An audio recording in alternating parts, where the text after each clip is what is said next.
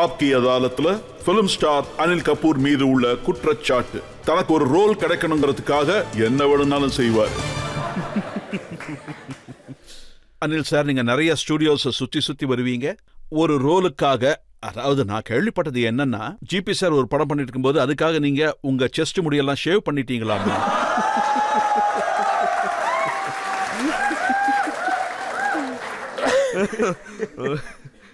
இந்த மாதிரி நிறைய விஷயம் நடந்திருக்கு. ராஜ் சார் படம் பண்ணிட்டு இருந்தாரு. Raj Kapoor sir, the great Raj Kapoor sir Paramvir Chakra படம் பண்ணிட்டு இருந்தாரு.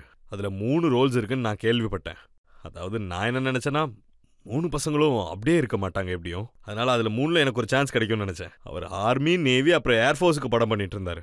அப்ப நான் நேரா கடற்வாசலுக்கு போயிட்டு என் முடி எல்லாத்தையும் வெட்டிக்கிட்டு நேரா அங்கிருந்து ஆர்மிக்கு சம்பந்தப்பட்ட ஒரு பார்பர் இருந்தாரு, அவர்கிட்ட போய் முடியெல்லாம் வெட்டிட்டு போட்டோ எல்லாம் எடுத்துட்டு நேரா ஆர்கேக்கே போயிட்டேன். என்னெல்லாம் ஆர்கேக்குள்ளேயே விடாத நேரத்தை பத்தி தான் சொல்லிட்டு இருக்கேன். நான் ரொம்ப கஷ்டப்பட்டு எப்படியோ உள்ள போயிட்டேன். உள்ள போய் அப்படியே நின்னேன் காட்டேஜுக்கு வெளியே. அப்புறம் என்னோட போட்டோஸ் எல்லாம் காட்டினேன். அவரு போட்டோஸை பார்த்தாரு. அப்புறம் அவரு என்ன, அந்த படம் நான் எடுக்கல, நான் நிறைய அந்த மாதிரி படம் பண்ணிட்டேன், வெளியில வரல. ஆனா அவரு சொன்னாரு, இந்த படத்துல நான் உன்னை எடுத்துக்கிறேன். அவர் அப்படி சொன்னதே எனக்கு ரொம்ப பெரிய சந்தோஷம். ஆக்சுவலி ரஜித் சார், நான் வேலைக்காக காத்துக்கிட்டு இருக்க மாட்டேன். நான் வந்து வேலையை தேடி போவேன். வேலை வந்தாதான் நான் வேலை செய்யணும்னு நினைக்கவே மாட்டேன். நான் வேலையை தேடி அலைஞ்சிட்டு இருப்பேன்.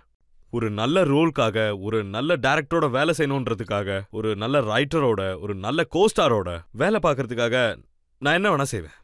எல்லா படத்துலையும் நாங்கள் உங்களை இதே கெட்டப்பில் தான் பார்த்துருக்கோம். இதே முடி, தாடி, மீசை எல்லாம்.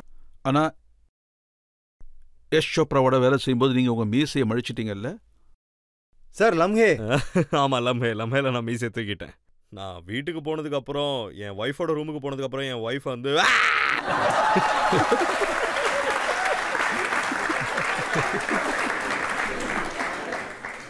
அப்புறம் தர்ம அடி விழுந்துச்சு எனக்கு. அப்புறம் என் ஃபேன்ஸ் எல்லாம் பயங்கர டிசப்பாயிண்ட் ஆயிட்டாங்க. ஏன்னா மீசன்றது என்னோட ட்ரேட்மார்க்காக இருந்தது. எல்லாரும் கேட்டாங்க என்கிட்ட, நீ ஏன் மீசை எடுத்த? மீசை எல்லாம் ஒன்றும் பார்க்க நல்லாவே இல்லை, அதுதான் உன் ட்ரேட்மார்க். அப்போ வந்து நான் மனசில் ஒன்று தான் யோசித்தேன். அப்போது என் லைஃப்பில் நான் ஒரு நீண்ட கரியரை உருவாக்கணும்னா நான் இந்த மாதிரி படங்கள் எல்லாம் பண்ணி தான் ஆகணும். அது ஒரு மெமரியாக இருக்கணும். அதே மாதிரி இப்போ மக்கள் இப்போ பார்த்தாலும் அவங்களுக்கு அந்த படம் நல்லா இருக்கும், மறுபடியும் அதை பார்க்க விரும்புகிறாங்க. லம்ஹே மாதிரி படங்களில் நான் என்னோட மீசையை எடுத்துட்டேன். விராசத் இருக்கு, 1942 லவ் ஸ்டோரி இருக்கு, பரிந்தா இருக்கு. இந்த மாதிரி படங்கள்லாம் வந்து மக்கள் பார்ப்பாங்க.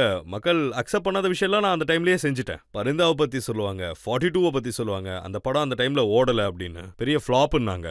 ஏதோ ஒரு விஷயத்தில் என் உள் மனசு வந்து என்கிட்ட சொல்லுவோம், அதாவது இந்த விஷயத்தெல்லாம் செய்யணும் அப்படின்னு. சில டைமில் நான் குண்டா இருப்பேன். அப்புறம் மீசையெல்லாம் எடுத்துகிட்டு விராசத்தில் நான் இதே இடத்துல தான் வந்து உட்காந்துட்டு இருந்தேன், மீசையெல்லாம் ரொம்ப நீளமாக வச்சுட்டு. நீங்கள் அந்த டைமில் என்கிட்ட கேட்டிருந்தீங்க, ஏன் இப்படி பெரிய பெரிய முடி, நீளமான மீசை, ஏன் இதெல்லாம் வச்சுட்டு இருக்கீங்கன்னு. உங்களுக்கு ஞாபகம் இருக்குல்ல?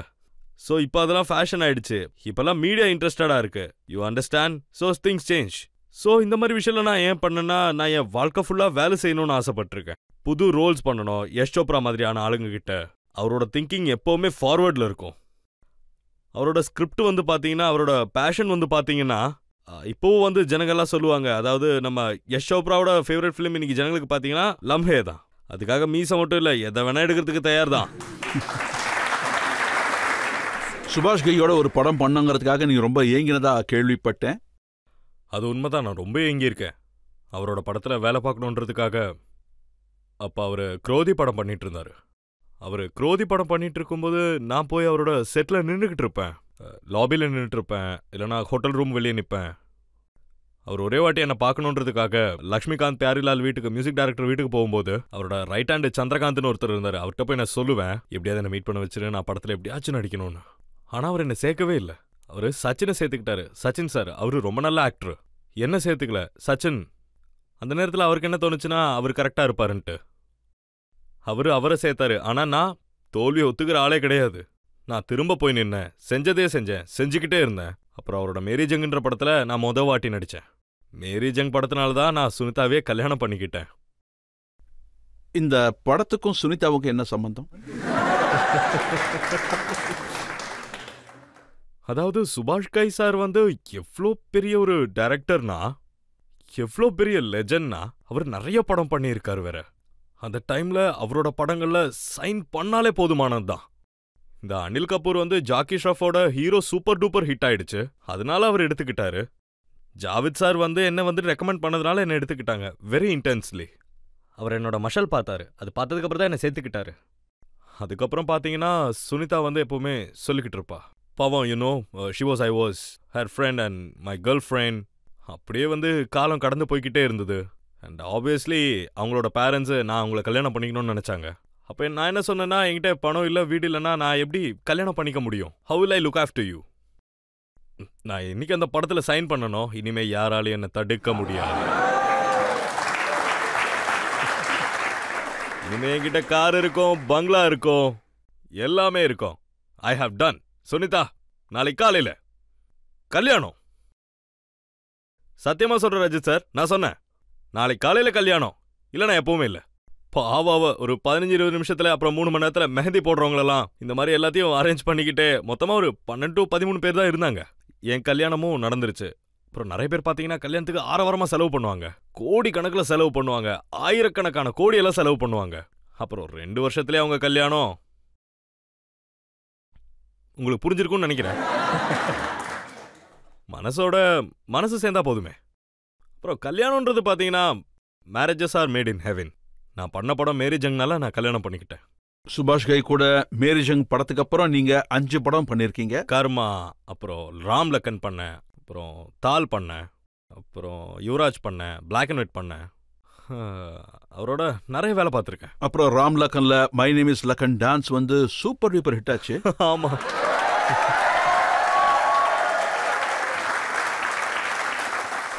இந்த ஜக்காஸும் அப்புறம் ராம் லக்கன் பாட்டும் என்னை எப்போ ஃபாலோ பண்றது விடும் தெரியல. ஆனா இது உங்க எல்லாரோட அன்பு, எல்லாரோடையும் பாசம்.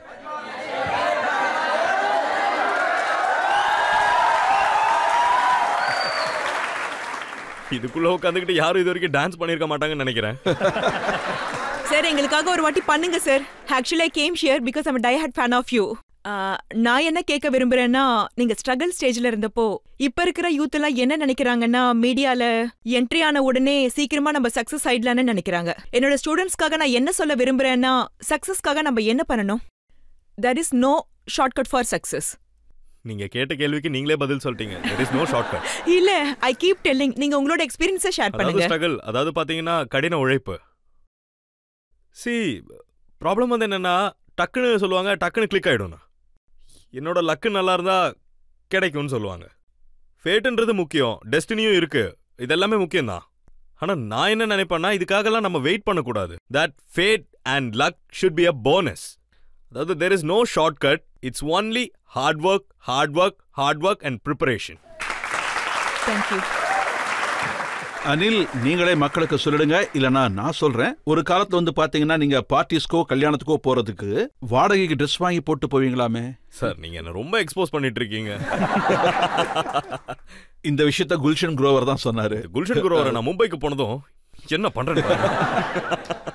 அது வந்து பாத்தீங்கன்னா ஆப்வியஸ்லி யூனோ, அது வந்து நல்ல ட்ரெஸ் தேவை, போற இடத்துக்கு நல்ல ப்ரெசன்டேஷன் வேணும். அப்பெல்லாம் பாத்தீங்கன்னா இப்ப இருக்கிற ஸ்டைலிஷ் மாதிரிலாம் யாரும் கிடையாது. இப்பெல்லாம் பாத்தீங்கன்னா ஸ்டைலிஸ்ட் வந்து ஸ்டைல் பண்றாங்க. நிறைய விஷயம் மாறிடுச்சு. நீங்க சொன்ன மாதிரி இந்த சோஷியல் மீடியா வந்துருச்சு, இன்ஸ்டாகிராம், ஃபேஸ்புக், ட்விட்டர், இதெல்லாம் வந்துருச்சு. அதனால நீங்க வந்து பாத்தீங்கன்னா எங்களோட போட்டோஸ் இந்த மாதிரி நிறைய விஷயத்துக்கு டைம் வேஸ்ட் ஆகும். இந்த மாதிரிலாம் டைம் வேஸ்ட் பண்ணாதீங்க, சரியா? உழைக்கணும், ஹார்ட் ஒர்க் பண்ணுங்க. எனக்கு அப்போ நிறைய ட்ரெஸ்ஸஸ் தேவைப்படும். எனக்கு ஒரு அப்போ கச்சின்ஸ்ன்ற பேர்ல ஒருத்தர் இருந்தாரு, இப்போ இருக்காரு, என்னோட ஃப்ரெண்டு. அவர்கிட்ட போயிட்டு நான் எனக்கு ஏதாவது ட்ரெஸ் கொடுன்னு கேட்பேன். அவர் என்னை பார்த்துட்டே சொல்லுவார், உனக்கு சஞ்சய் தத்தோட ட்ரெஸ் தான் சூட் ஆகும். இப்போ சஞ்சய் தத்துக்காக சில சூட்டெல்லாம் தைச்சிட்டு இருந்தாங்க. அப்புறம் ராக்கிக்கும் அவங்க பர்சனலுக்கும் நான் அதை ட்ரை பண்ணேன். எனக்கு அது பக்காவாக இருந்தது. அந்த டைமில் சஞ்சய் தத் என் பாடியும் அவரோட பாடியும், இப்போ அவரோட பாடி பெருசாக நல்லா பெட்டராக இருக்குது. அவர் இப்போ நல்லா பாடி மெயின்டைன் பண்ணியிருக்காரு. என்னோட பாடி அவர் பாடி மாதிரி எப்போவும் இருந்ததில்லை. ஆனால் இப்போ வந்து அன்றைக்கி ஆர்டர் பண்ணி கொஞ்சம் ட்ரெஸ் எல்லாம் பக்காவாக ஃபிட் ஆகிடுச்சு. அப்புறம் வந்து அவ்வளோதான், இது ஃபிட் ஆகிடுச்சு சார். அது ரெண்டட் ட்ரெஸ் எல்லாம் கிடையாது சார். ஒரு ஃப்ரெண்டு வந்து எனக்காக கொடுத்தது. ரெண்ட் எல்லாம் கிடையாது, ஃப்ரீயாக கொடுத்துட்டேன். ஆமாம், நான் சஞ்சய் தத்தோட ட்ரெஸ்ஸை போட்டு தான் சுற்றிட்டு இருப்பேன்.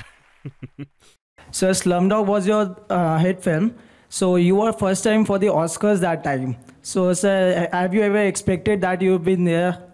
What was your experience for the Oscars? இப்ப ஸ்லம் டாக்னு பேர் வந்தது இங்கிலீஷ்ல கேள்வி கேட்குறீங்களா?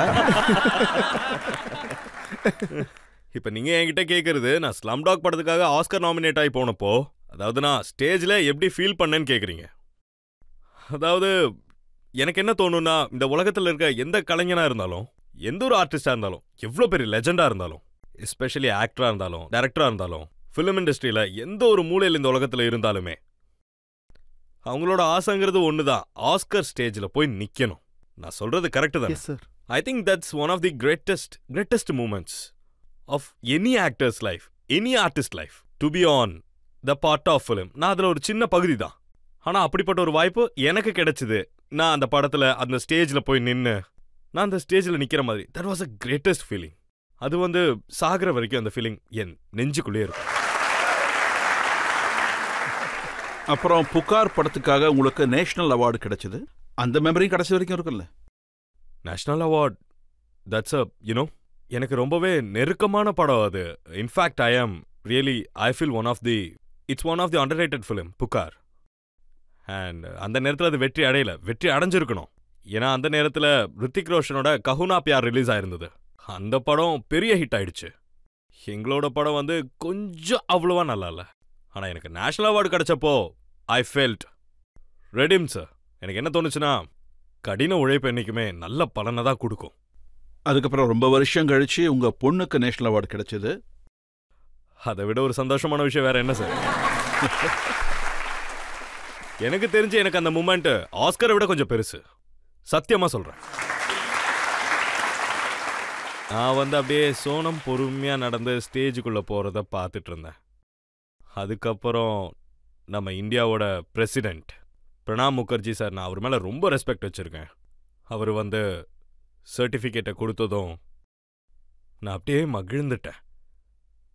ரொம்ப சந்தோஷமாக இருந்தேன்.